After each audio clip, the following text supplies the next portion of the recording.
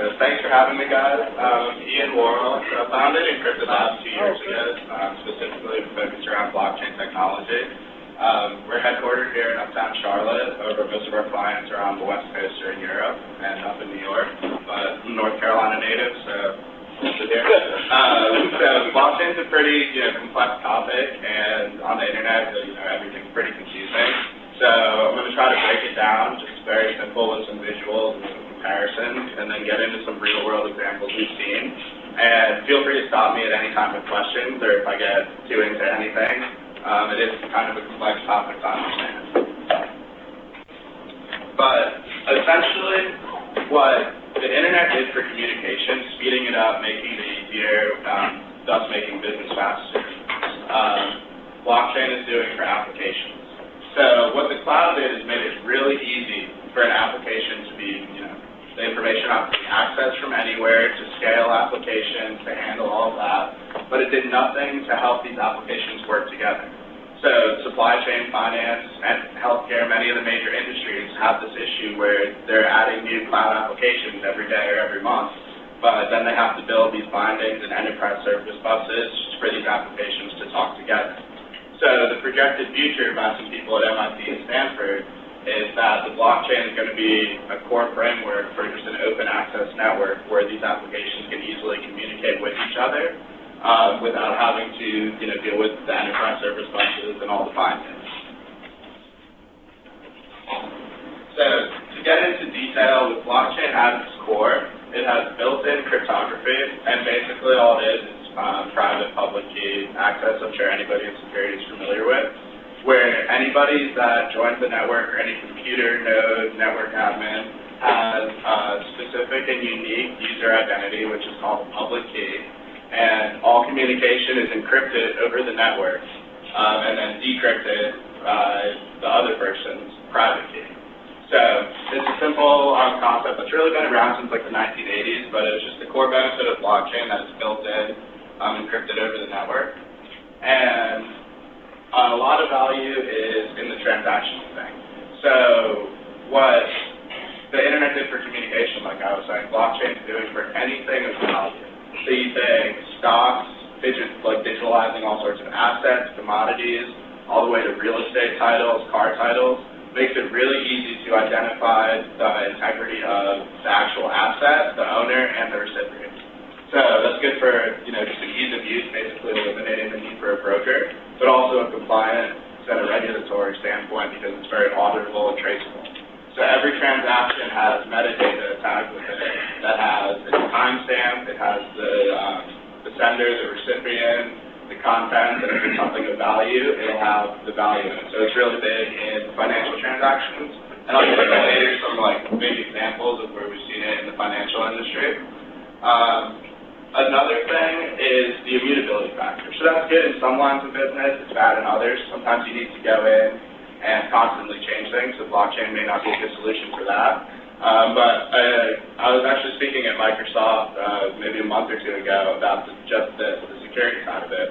Because the big thing with hacks nowadays isn't the siphoning of data, it's going in and changing the data so that the outputs are different. So if you go in, hack into Dow Jones or something, which has happened multiple times, and change, just any value, then investors and, government officials are making decisions on data that can't fully be trusted. And it's really hard to, identify where those hacks occurred. If a hack like that does happen in your organization, it's estimated to cost $4 million to resolve it, and you have to hire a forensic team to go in and really analyze it, and then you have to, band-aid the solution. So what blockchain does, and this is, the main technology behind it, is each transaction is assigned a hash.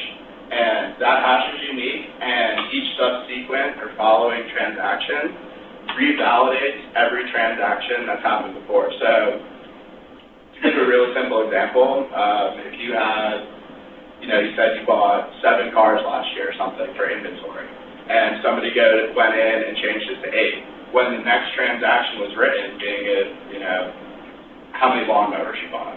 It would show that it was invalid because something was changed. It would show who on the network changed it. It just makes it really easy from a forensic standpoint to analyze it, a security standpoint, and That's really simple. And then scaling it to actually, got asked last time, well, what happens when we're going through billions of records? It's all condensed, and it actually happens in milliseconds. So that's really the biggest thing, is it can sort through hundreds of millions. We haven't tested billions yet because there's been no need of previous transactions in under 100 milliseconds. I have a question. Yes. So in this example, in block 1575, I see that the first hash is from the previous block. Where is the calculation for the second hash? As a hash is a cryptographic, you have to be using an operation on two different numbers, right? Or at least one. Yeah. So where are you getting the middle hash from? And the transactional hash is yet a third, right? There are three hashes in that chain, right? Yeah. So the transactional hash is just to pull back any relevant, it's for query. So that's what you would use to actually just search for a specific transaction. So it's not a hash, it's a GUID of some? Essentially, that's the transaction ID. The block hash and the previous hash are the validation ones. Okay. And it's just randomly assigned through like a cryptographic number. It's like a 20, 30 digit. You can permission it based on how sensitive the data is. So it's harder and harder to decrypt. Okay. Does that make sense?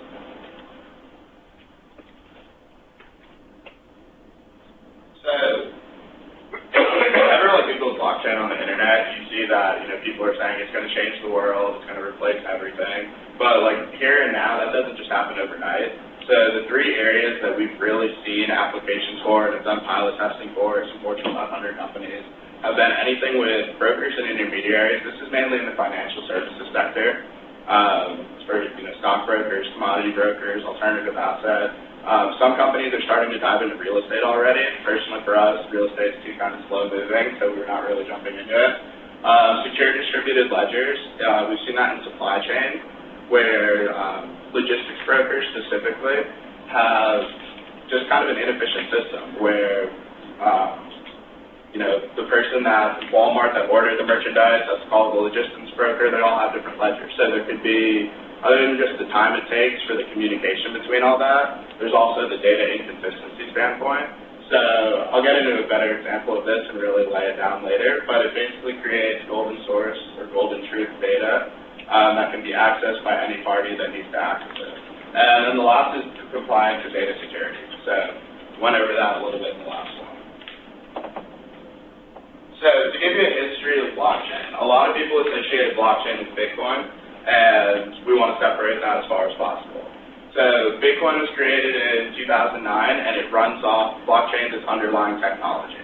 And really, nobody really started paying attention to it until about 2012, 2013, when banks saw what Bitcoin was doing, the back end of it, and thought that they could really save a lot of money on settlements and really the whole back end. Banks estimated they'll save $20 billion a year when they implement blockchain just on settlements alone. So the first real investments started in 2015, and it was when blockchain started separating from Bitcoin, and you saw different implementations of blockchain technology. And by the end or middle of 2016, total venture capital money was $1.4 billion, making it way bigger than the dot-com boom, even if you factor in inflation. So, and that came from leading VCs in San Francisco, London, Shanghai, and a lot of the banks were really going in after.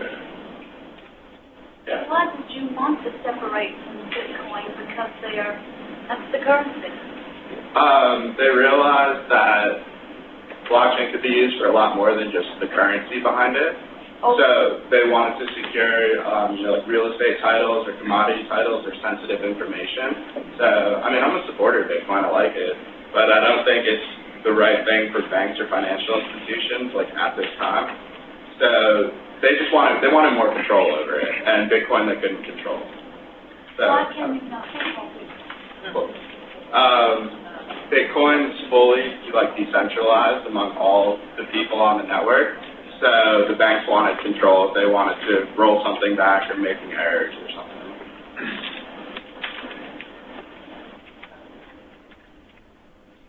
So this is just going over a little bit more about the investments and how where it's gone till now, and in 2017, that's when it's projected that customers will actually start using, nothing in like a critical business unit, but 20, 30,000 customers here or there at a bank in a specific line will start using blockchain.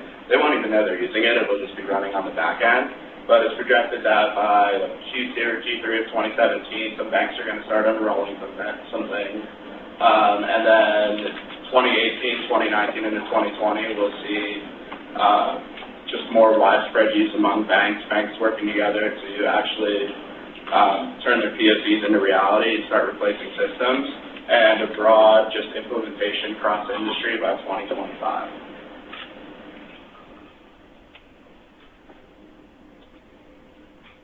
So I think, going back to the last slide, 2020 is probably the year where it'll really, be the make or break year.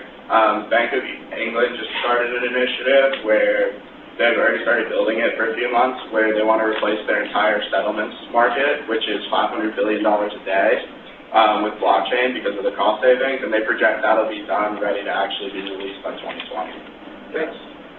You're essentially saying that this is going to be a collection of many, many effectively proprietary blockchains or closed-circuit blockchains, each of which is doing a job for whatever collection of people is around. That's a great question.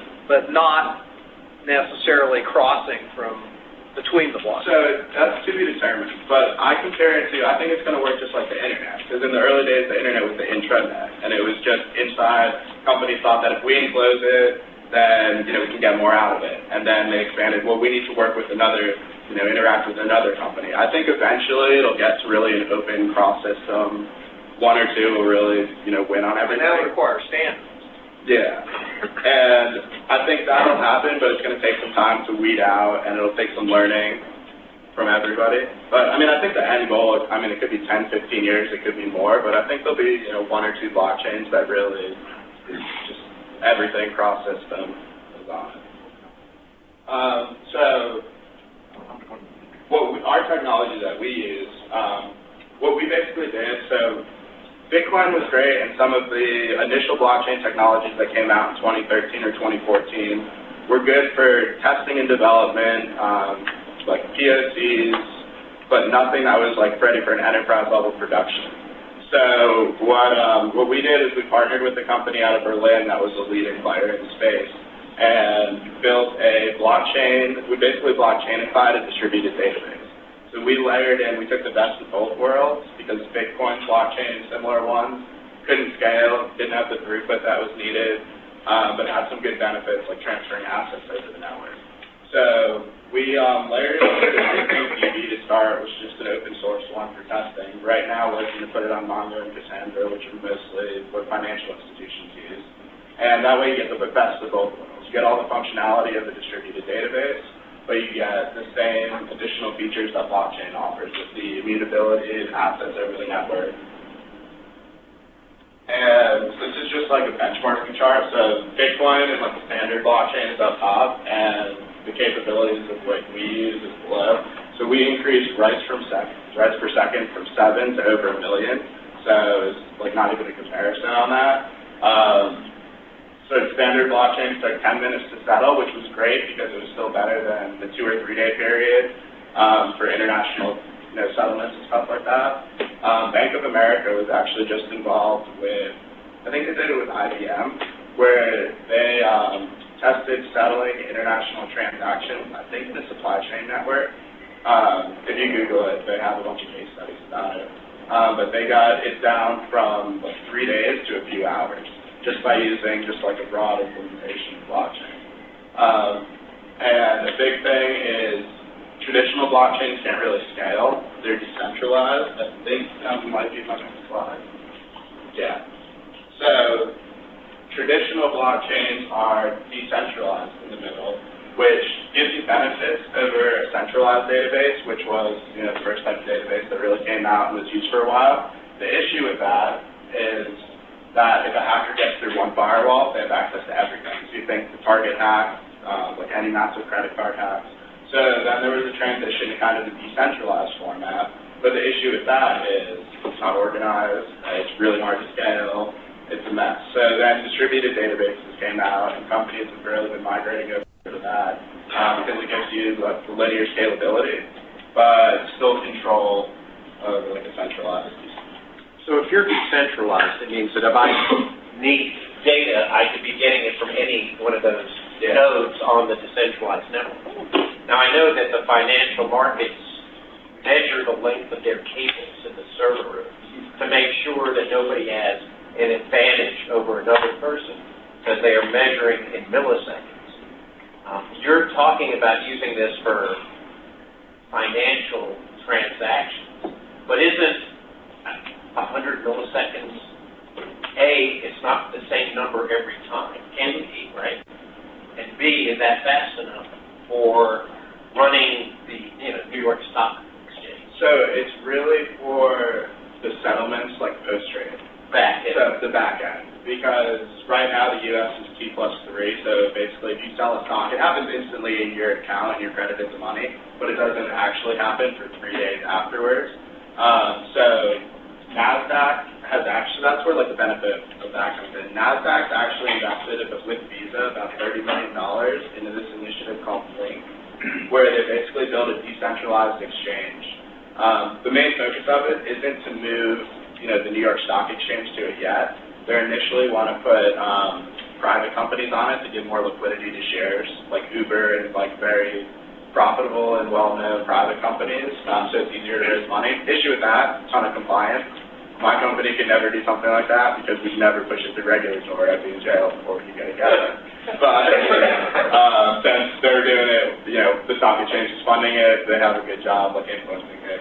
So it's kind of to be determined with that. But right now it's really on the post-trade. So if the trade can actually go through, I don't think I can include an example, so I'll talk about it now. But a big thing is the post-trade data and margin requirements and the collateral requirements and margin. So when companies have to wait the T+3, they have strict regulations on when they can move their money. If they close the position, they might still need to keep, $300 million covered that position. But if they could then be able to move that money instantly instead of waiting 3 days, that time value of that money will add up to hundreds of millions, billions a year. So that's why they're really pushing for it.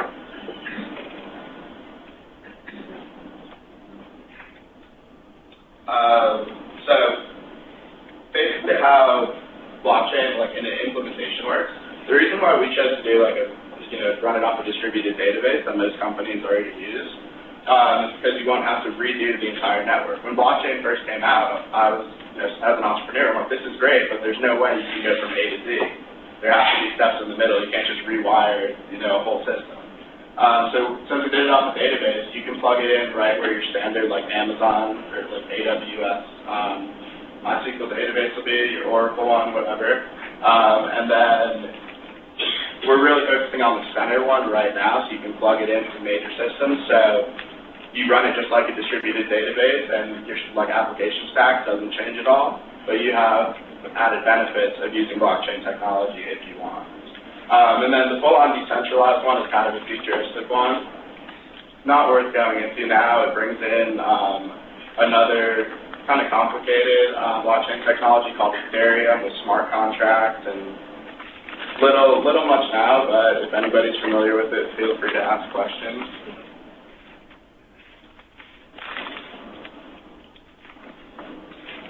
So getting into basically, this is just a really simple diagram. It seems too easy to be true, but it's how it's happening now. How it basically just cuts out that trusted intermediary that's brokering a situation. Simply is, a stockbroker or something like that, real estate broker. But then you also factor in like title insurance and all the insurances that are involved when you're buying and selling things. And escrow is the biggest thing we're actually focusing on. So you can actually do, at least with our technology, escrow right in the blockchain.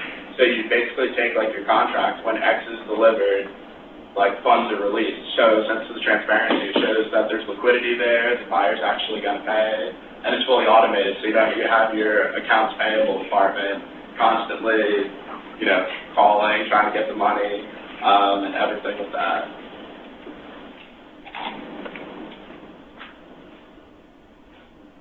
This is kind of getting more into the secure distributed ledger, and this is how a current system works. I'm speaking with somebody now at a logistics broker around here, and it just seemed very inefficient for me. So I had some of my guys jump into it the next day and see what we could do. And just when a retail store, their shipment's not on time, they have to go and call the logistics broker, who then has somebody at a low wage, but thousands of them, so that adds up, call the distribution center. And, that's inefficient as it is, but imagine when there's a data inconsistency, because they're all on their own ledgers. The retailer store thinks it's coming in Monday, the logistics broker thinks it's Tuesday, the actual, shipping company said, no, we said Wednesday, and it was just a human error. And that happens on a daily basis. It's frustration, it's time, it's money. And it works basically retroactively. You don't know there's an issue in any of the databases until it actually happens. There's an issue, your food's not coming in, and that's a special on your menu tonight. Really, any industry it applies to. So what we can do with blockchain is basically create the one golden source truth of data set. And you can permission it so, not all information is available to each party and everything from a security standpoint. But it works proactively instead of retroactively. So when the data is input, the delivery date, if parties 1 and 2 said Monday and party 3 said Wednesday, it would initially flag that and send out, when you're configuring the ledger, a notification to whoever's responsible for dealing with that so they can figure it out right then and not later on. Yeah. So what does it take for each of those entities to plug into the block? What do they have to have? The biggest part is all of them just agreeing to go in on it together, because it only works if all 3 of the parties or every party on the network, wants to use blockchain. If only 2 does, but the 3rd one's still on their own ledger, it's kind of inefficient with that. So other than that, it's really easy just to plug into existing, SAP software and stuff, whatever it's called. I'm not the supply chain guy at the company, I like finance, but there's also, this hasn't been fully tested, but we've been working with a company out of Europe called Interledger. It's basically bridging the gap between blockchain ledgers and traditional ledgers, because they see that if they make it happen, and it seems like they are, they basically know there's going to be a gap to bridge if 1 or 2 companies want to join it, but a 3rd they rely on doesn't.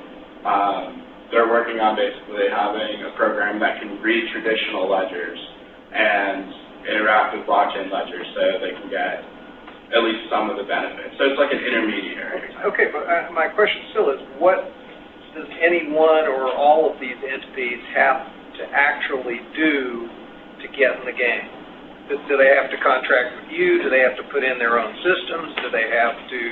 Yeah, so what do they have to do? They just come to us and we do a brief digital strategy thing, and then we really just, all they need to do is just have their ledgers back up to a blockchain ledger, and it's really as simple as that. It's a lot less complex than people think.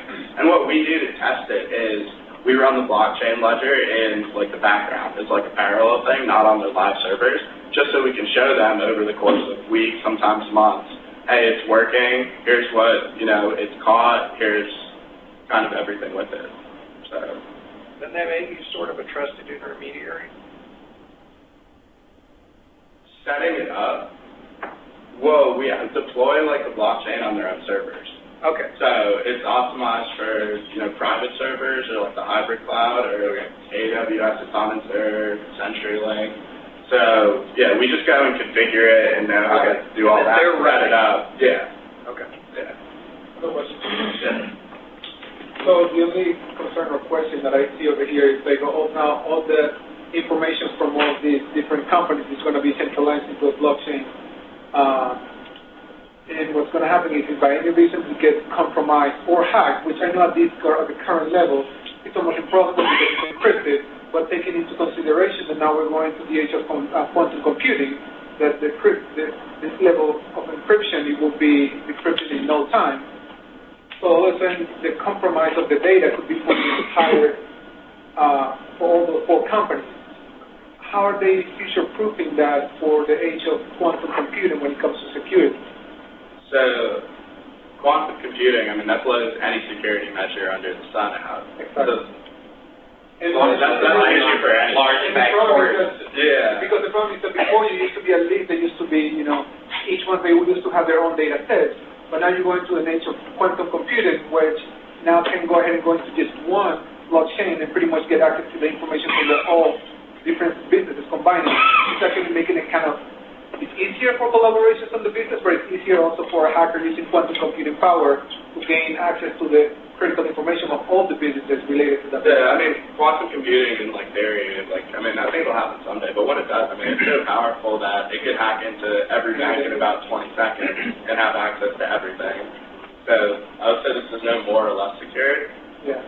Quantum's just really going to change the game with everything. The thing that's been brought up a few times, developer guys that I know are talking about basically just having that cryptographic like hash and the private keys, having to extend that out into like the billions, if not trillions. Right now, they're anywhere from like 16 digits to like 45 digits, and to date have never been hacked. But with quantum computing, you're going to have to, factor that in, and it could be so long and complex, it really, really long, but really, really long. But part of what made systems like Bitcoin a lot harder to attack was the fact that they had many thousands of nodes, or at least hundreds of nodes, and an attacker, because the entire transaction chain is in the entire ledger's in every transaction chain, an attacker has to stay ahead of the recalculations of all those nodes. If you have 4 companies that are the nodes on the network, now an attacker can reasonably stay ahead of 4 other entities. Yeah. It's a whole different game if you have to stay ahead of 3,000 entities. It basically is if over like 50% of any of the nodes or people on the network is taken over by a hacker, then they have access to manipulate anything. Hasn't happened yet with Bitcoin, but that's where it comes down to when you're setting up a network on how critical information is. If it was something, a lot financial or payments or something like really big that would affect the company a lot, you're going to have a lot more nodes. And a big thing to realize, too, is you're still going to layer over your traditional security measures. It's not like this is the end-all, be-all. You're still going to have proper user key management and need that. So you may build a bunch of nodes into each of those entities. Yeah, and it all depends on how secure the information needs to be. And they're fully permissionable, so to answer the first part of your question, different aspects of each transaction can be hidden from other nodes on the network.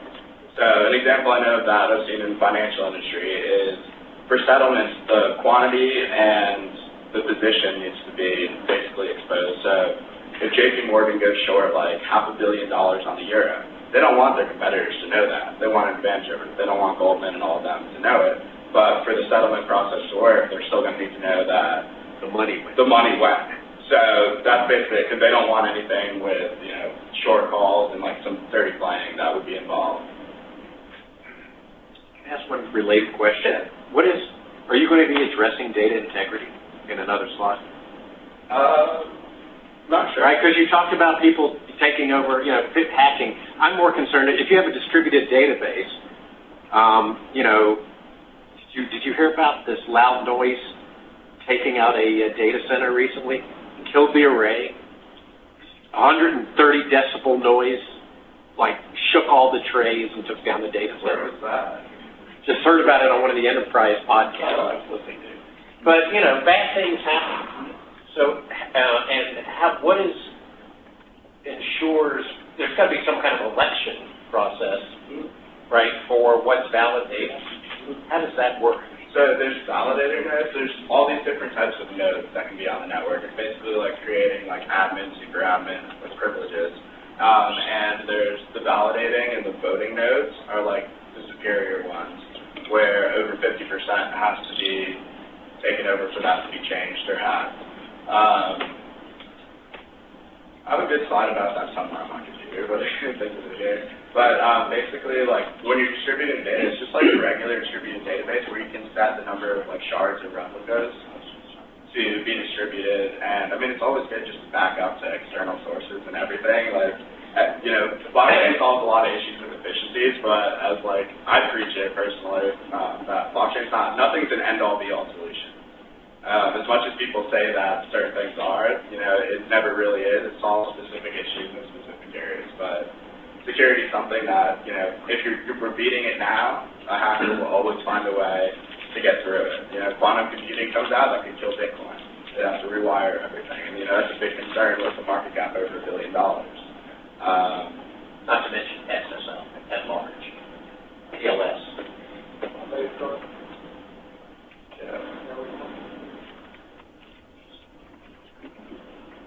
That's my last slide. So we can jump into that more. Yes. I like that discussion. I think I do like a short, quick discussion, and it would stem some questions, so we could get into something. I have a question. Yes.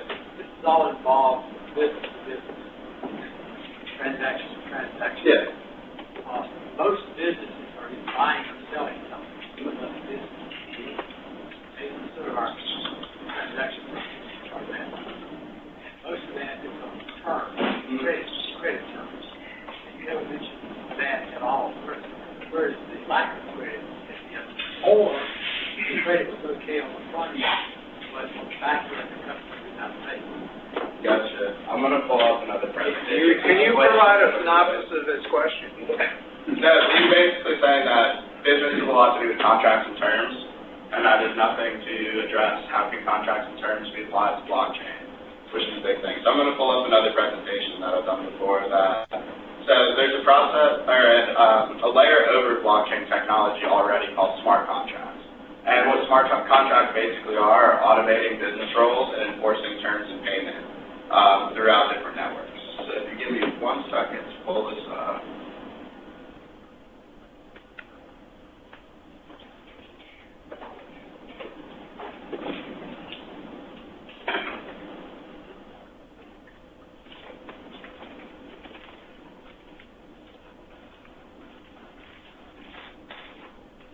So this is actually made by a lawyer up in Huntersville that I know pretty well. So I don't want to take credit for his work.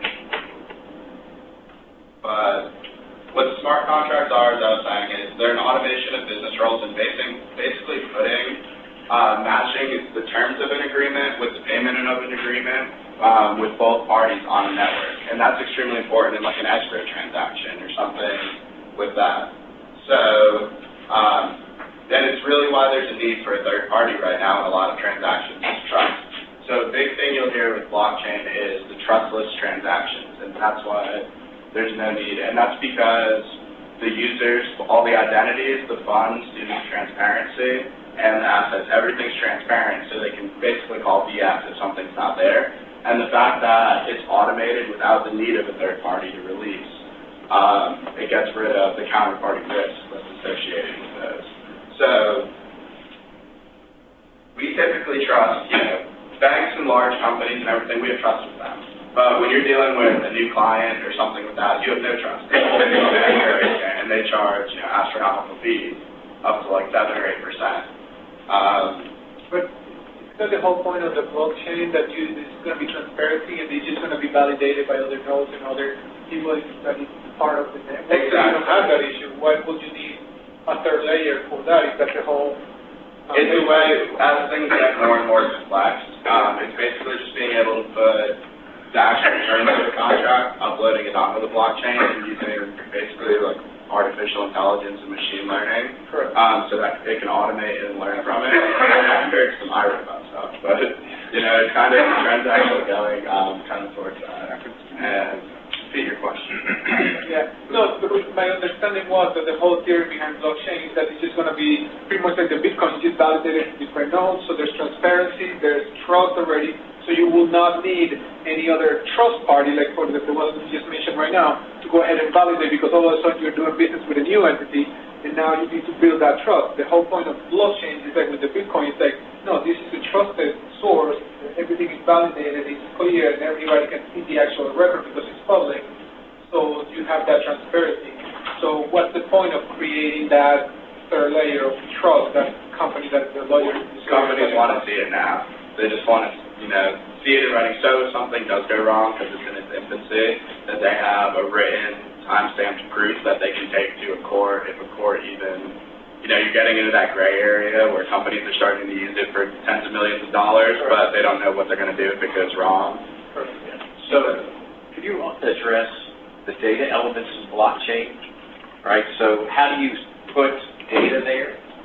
What are, is it a field? Is it And, what's the stuff? The technical logistics. Well, I want to talk about what data is carried inside the blockchain. You talk about the hashes of the transaction. Yeah, But how do you determine, for example, if this is a contract, I need to know the parties, I need to know the delivery date, I need to, right, all that stuff. It's not ad hoc, presumably, right? And that's probably a big reason why smart contracts are getting popular, because they're basically templates. So you'll pick up a template for, the divestment of a trust. And, you need the party, the recipient, the terms, the conditions if it gets canceled. And there's, whole smart contract websites where you don't have to manually configure a blockchain to, execute this and do this. And like ad hoc, it already is template, I don't even know where, there's a template for it. So you can just plug it in and it's distributed according to it. So to his point, the question that he mentioned, I'm also a little bit confused. I think that I understood somewhere that I was reading. So blockchain is also like a database, that you will have all that data inside, will be built in like a database kind of a structure. Is that how it works, the actual blockchain? Yeah. And then the whole theory is that the database is going to be validated by other users or nodes or everything, and it's just publicly and it's just trusted and it's clear. Is that correct? And they can all be configured, so you can either create the templates or, it really depends on what data you want to capture. It could be name, time, value, parties, all the metadata associated with it. So, but, when I think in terms of data communication, there's some kind of handshake that says, this is what I'm giving you, right? This is what you should expect. Here it is. And then some kind of validation. You got what I got, some kind of checksum. Right?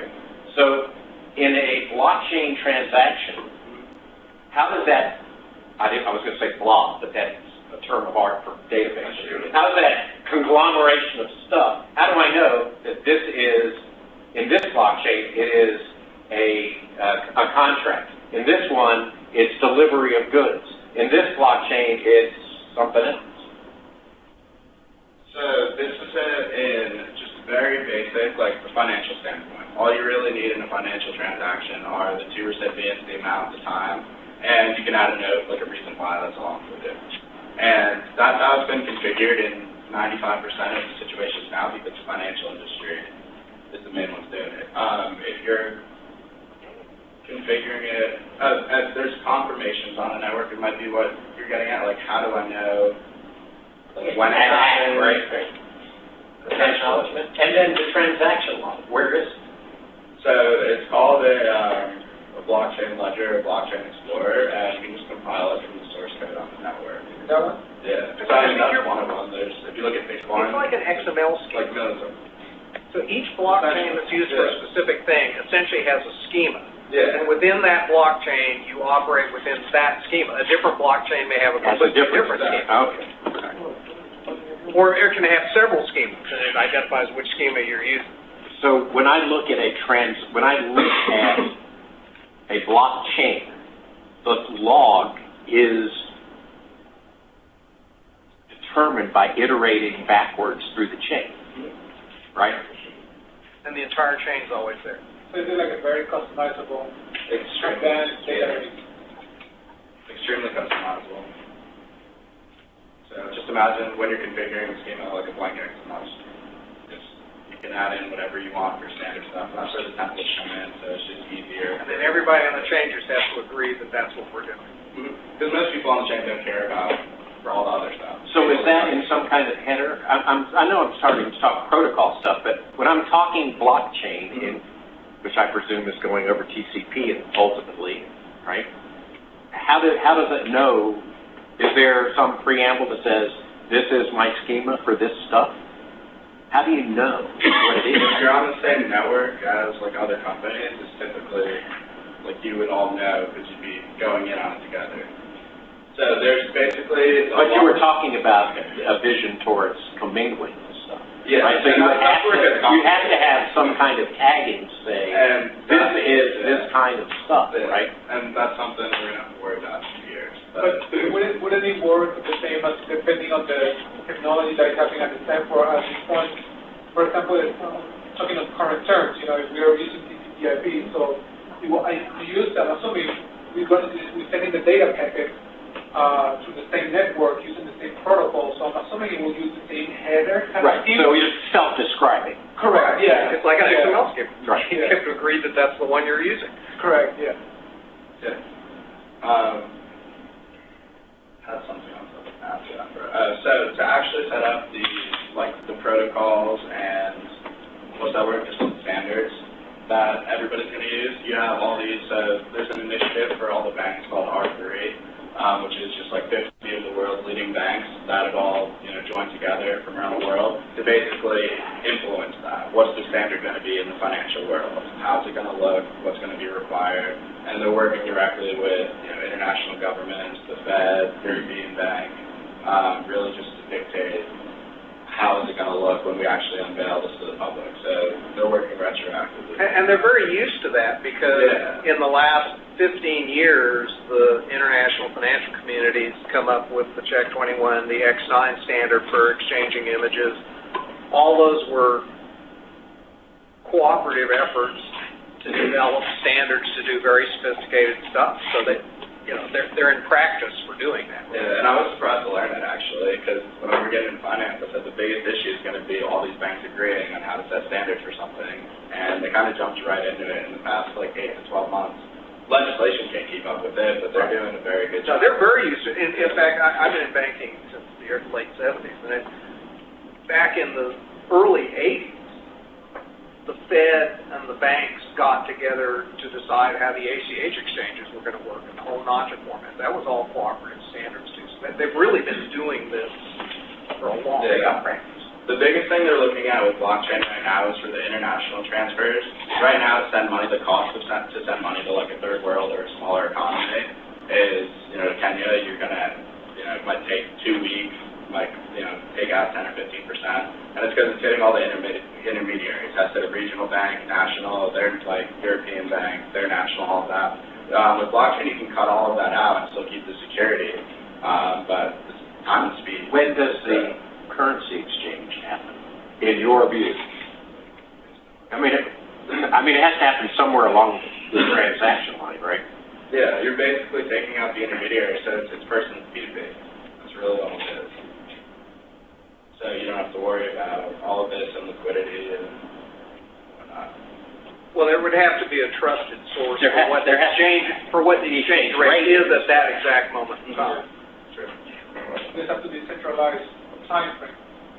Timestamp. The timestamp has to be central, and then you have to agree but you can then store the exchange rate with the transaction, so that once the transaction happens, it keeps the exchange rate and then validate it all the So way. technically, no matter how much you try to make it decentralized or distributed, there's always have to be some centralized source that will indicate, okay, this is the time that we're going to be implementing to validate that this is the current exchange rate, so that transactions are valid and you don't end up getting more money than what you're supposed to. The good thing about that, though, is since it's can vote on the exchange rate, like the two participants on the network can agree on one source that they're going to use. Correct. So you're not relying on what the central bank is saying that your money's transferred, and by the time it gets there. I was just in Europe a few weeks ago and got killed on an exchange rate. Like, it's $1.12, I should have paid $1.30, but it's what they said at the time, and I didn't know till after. So what do you do about timestamps, especially in finance, where the timestamp is really critical? I mean, do you actually negotiate what time server you're using? I mean, how far down the rabbit hole do you go? I mean, in some of this, hundredths of a second matters, right? Yeah, it's Thousands of a second matters. It's Right? still early stages with it, so it hasn't been implemented in high frequency trading or anything. It's a lot of just pilots and proof of concepts. But I'm assuming that, and what we've seen is it's going to happen when the values actually switch. But who's when? Right, well, that's what I'm saying. Yeah. Even if you're talking about moving money, if I'm paying you in Africa, right, the value of that money, the transaction, that's why I was asking, when are you changing my money? And how do I know it was now and not then? Well, and more importantly, forget about it. It's whose win? Is it my win or your win? Right. Mm-hmm. Then you have to go back to the centralized time. Well, you don't know, and you also have to have centralized time, plus you have an agreement about when the transaction, when the money change whose occurs. win is it? Right.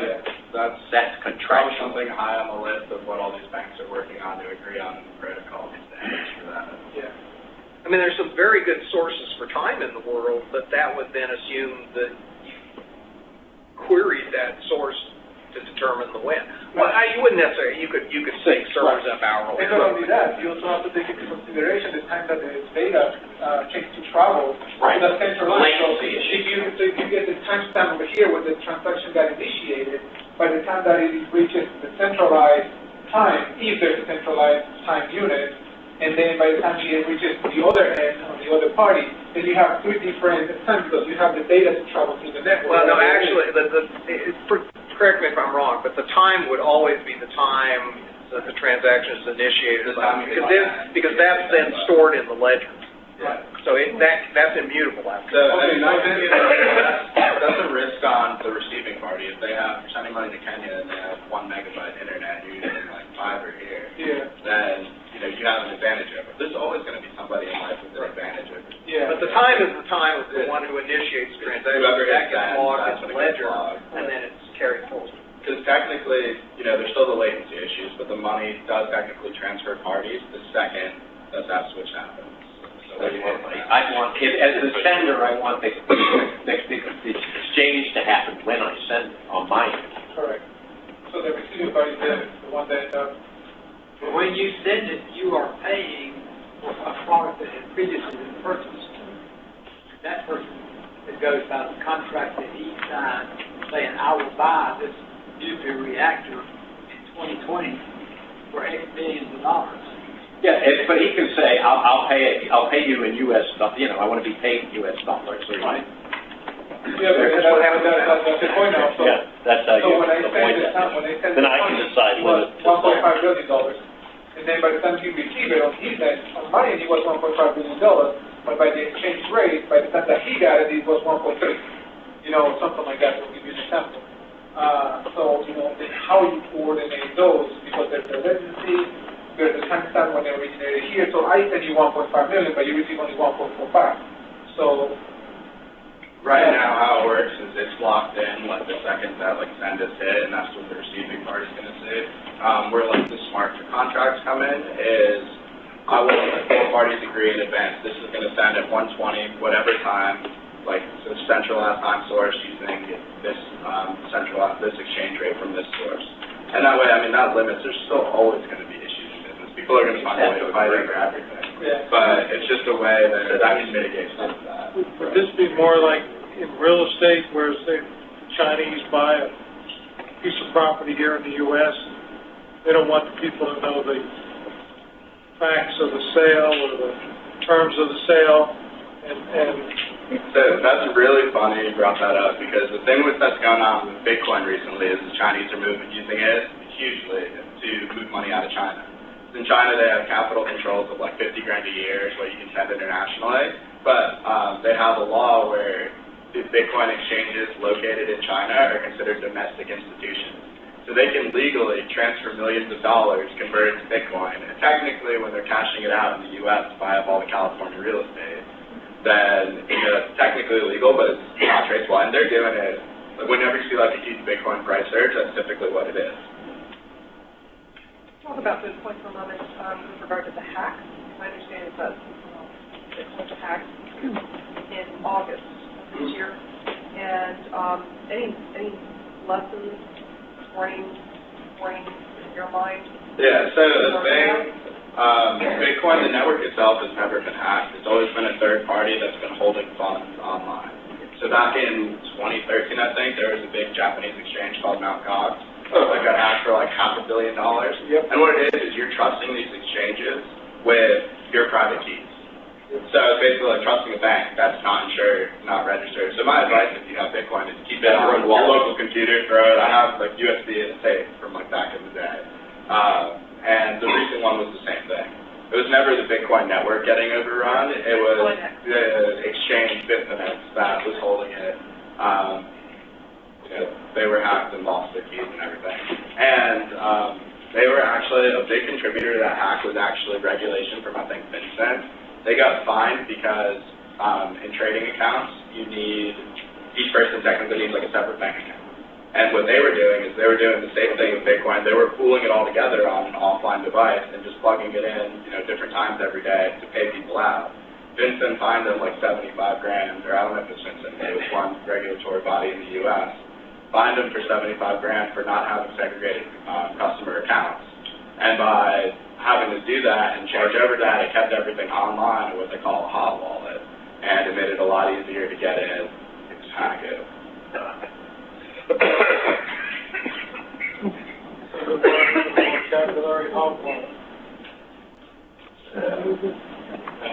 And then Bitfinex did a really it was a bad move in my opinion, but what they did is, instead of incurring losses on their own, they pushed it off onto the customer. So anybody who has an account there, I thankfully only have like $100 or something on it. So 36% of everybody's account value, even if they had just US dollars on it, which in my mind is completely illegal. You shouldn't be able to do that and segregate losses. Then they issued their debt in their own sort of Bitcoin club that they could buy back at a later date. So I'm sure there'll be lawsuits and everything associated with that, but it was just a weird way that they approached it and took it instead of just kind of taking the liability. But when you look into Bitfinex, it's owned by a company out of the Canary or Cayman Islands or whatever, and in Hong Kong and all their this and that. So I think that's not different than an insurance company. You know, when you think about it in the insurance world, you know, if all of a sudden you have a natural disaster that happened in, you know, Colorado, and all of a sudden the insurance have to pay out a big amount of money, all of a sudden everybody's insurance rate is going to go higher the next one because, you know, all of a sudden we could incur into losses last quarter, you know, we need to increase our premiums. So still, you know, companies always find a way to do that. So whatever losses they're taking, they never want to take it, they just always pass it on. Well, except for they also have reinsurance to make sure you can pay it. Yeah. There's something, so I don't know if anybody cares in like Internet of Things or insurance or anything, but I'm not huge into it. But some companies and startups are focusing around blockchain as IoT for like real-time insurance. So your premiums are adjusted like based on the speed. If you're doing 85 and you crash, and like I don't know the legalities or the regulatory with that or whatever. There's some like heavily funded companies, tens of millions from VCs that are looking to do things like that, but based on different conditions. And insurance will find a way to manipulate that so they can maximize. Yeah, right. Actually, that's one of the things that I was saying when it comes to the security and privacy aspect of it. A lot of the Internet of Things that we have, you know, the wearable devices, or the new technology that is installed on our car, on our fridges, on the electronics. I mean, they can determine what kind of food are you putting inside your fridges. They can determine what the speed you're driving, and all that is just going to go ahead and be factored into how much insurance you're going to pay, or if something happens. So pretty much what they're doing is it's a big invasion of privacy. Yes, on the surface you have this pretty idea of, yes, it's improving our lives, but what happens is you have this big invasion of privacy, but then you find out later on that the companies are, just like what happened with WhatsApp and Facebook. You know, now all of a sudden, WhatsApp is saying, hey, yes, we are going to share your phone number with Facebook unless you explicitly tell us no following these specific procedures. So what's happening is, yes, people started to give all this data voluntarily because they just see only the present and they don't look into the future. I'm giving you all my data when it comes to my heart rate, the exercise that I do, the food that I buy, the speed that I drive. But what's going to happen is 10 years down the road, that all that information is going to come back to me, and somehow the businesses are going to get advantage of that to get the most money they can. Insurance, I see insurance getting a huge benefit of using it because they don't know at the time what caused an accident. So, yeah, you just bought a pizza and your premiums just went up 10 cents for the month or something. Yeah. Like, they will do that. Yeah. So, to distinguish this from, like, Bitcoin, in Bitcoin, you know, I assert my number as my a number, right? But you don't know it's me. This, by definition, right, we want to know who the parties are. So, Bitcoin... Is there a non-repudiation element for this, right? I know who you are, and authentication, authorization, That's mainly what we deal with because we do like inter-enterprise, like in between companies where they want to know the data. Bitcoin's not truly anonymous like everybody thinks it is because you can then, you can trace the actual ID back to an IP address or VPN. You can follow the trail just like how the dark net and where it's used isn't truly anonymous anymore. So, to answer your question, I guess, I mean, bottom line, if you want to know who the parties are. When it all comes down to it, it depends. You know, it depends. What we do is a lot of they want to know the parties and who they're dealing with because it's company to company. But I think it will not be any different than Swiss bank accounts. You know, you just have that number associated with it. Ultimately, the parties, which are the bank and the customer, know who's who, but for the rest of the world, you know, the U.S. Treasury can come over here and they will not be able to know who this account It just belongs makes to. it a little harder. Like, Yeah, nothing is truly anonymous or hackable. It's just that extra layer. So when 95% of the people are just using regular security protocols and they see somebody with the extra, like, two-factor authentication or something like that, they're like, I could get through that. You know, I could do the SS7 hack and all that stuff, but I don't want to. I'm just going to go deal with the rest of the world. Yeah, exactly. Doesn't know any better and just has regular security setup. Yeah. Put a lock on your door.